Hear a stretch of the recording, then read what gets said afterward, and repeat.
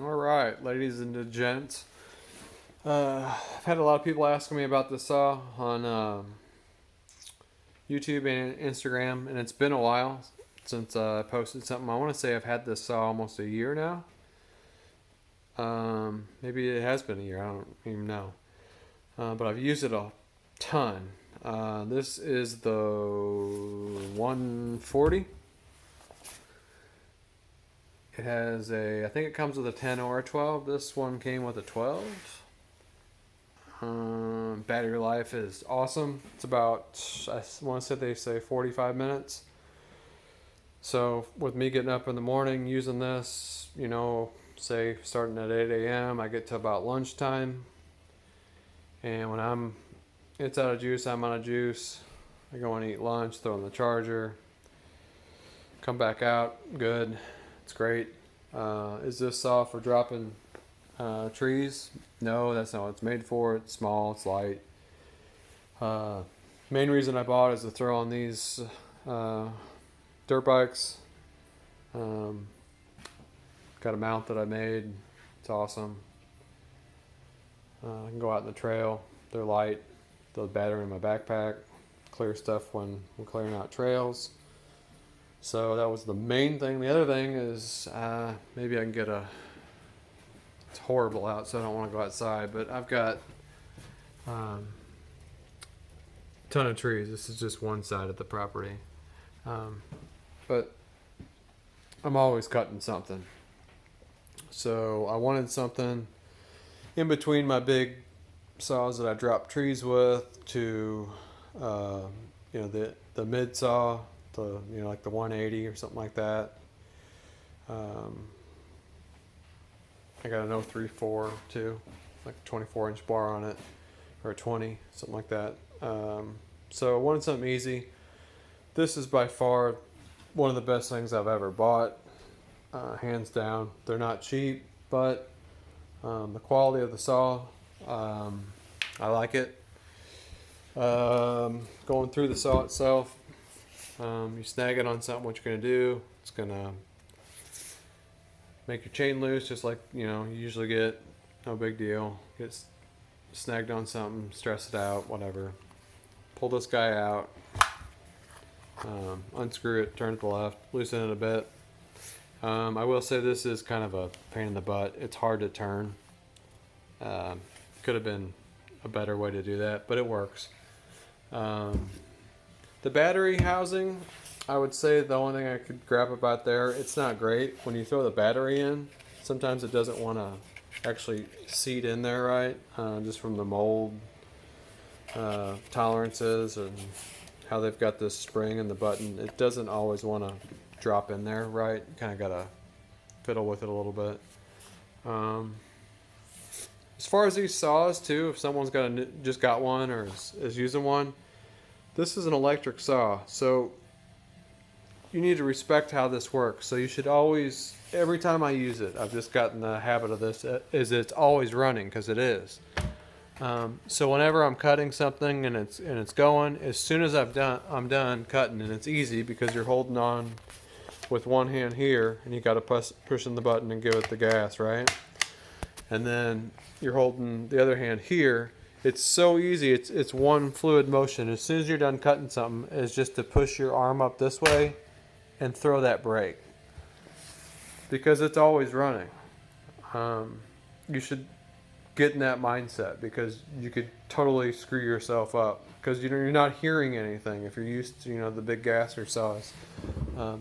It's always, you got to think it in your head. It's always running, or you're going to get into a bad situation quick. That's my only advice for that, of using gas saws forever. The oiler, yeah, could it be a bigger reservoir? Yeah, but whatever. It is what it is, and everyone that has a Stihl knows how these are. They always leak. They're a pain in the butt, but whatever. Another gripe I would say with this, but it's also great because it saves horsepower and friction and all that good stuff. Since it is an electric saw, is the chain. So the chain is a, let's see, I think I've got, where did I put it? There it is. The chain is not your standard chain, of course, right? It's small. So we're getting like a 1/4 inch here. If I can get this thing to focus, sorry.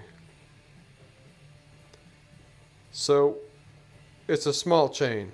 They call it the micro here. And there's the model number there if anyone's curious of what it is. So it's not your standard 3/8 chain, right? So it's a lot more narrow. The it's not aggressive. It's not like your typical gasser chain. Well, I guess it's similar, but I mean everything else. It's everything's less.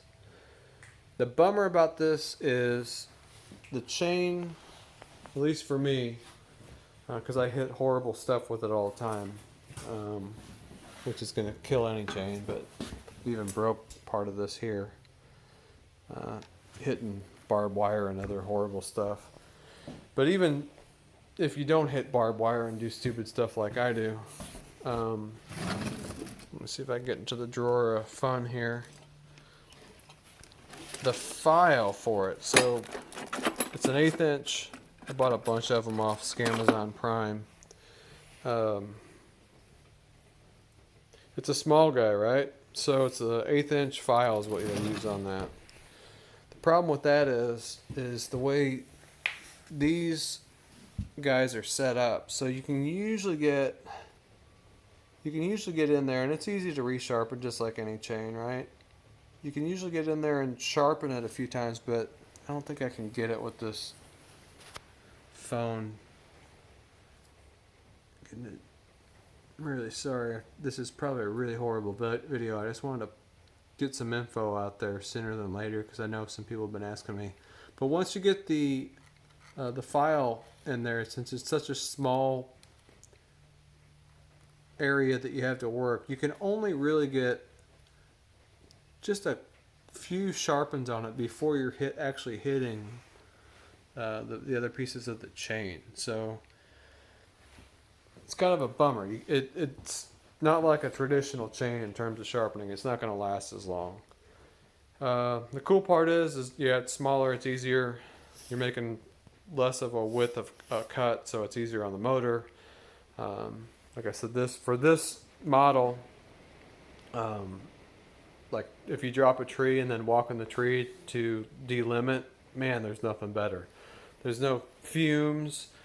If you get a snag or you know how it is, branch catches on something, chain gets caught, pinches it, whatever happens, it's not running. You're not having to move stuff and then pull the start, to pull start it again. All that stuff's gone. You just walk right up it, delimit, you're good to go. And it's super light compared to any other saw that you would use. So if someone's in the market to get one of these, I would say, yeah, why not? It's a decent made saw. It's a Stihl saw. Everything seems solid on it compared to all my other Stihl stuff. Of course, it's not like the old stuff. It's just like an old guy talking, but the saws I have from 80s and 90s are, of course, made better. But it's good for what it is. I would definitely, if this died tomorrow, I would definitely buy another one. Can't really say anything bad about it. Maybe buy another battery in the future. Wouldn't be bad on some of those long days just to have it. Charge time on it isn't the quickest. It's not like plugging in your cell phone or something. It's going to be a few hours. That's about all I can say. I don't know if anybody's got any other questions on it. It's curious about what these are all about. Let me know. But I think I covered all the basics on it and what I think about it after using it for many, many trees. So over and out.